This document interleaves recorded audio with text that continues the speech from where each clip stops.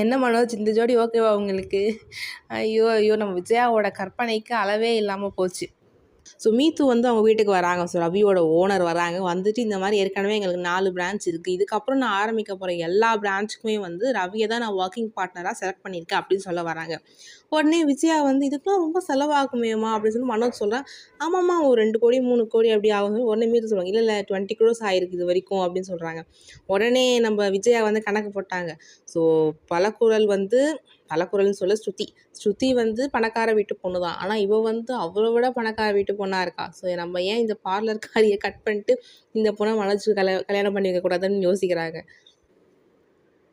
அது ரொம்ப காமெடியாக இருந்துச்சு இந்த ப்ரமோ பார்க்கறதுக்கே.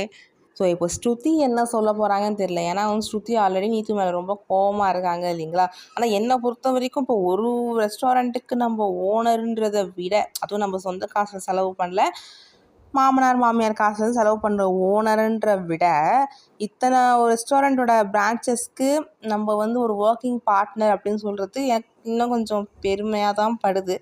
லெட்ஸ் சி, பார்ப்போம் என்ன நடக்குதுன்னு. உங்கள் கருத்துக்களை கமெண்ட் செக்ஷனில் ஷேர் பண்ணுங்கள்.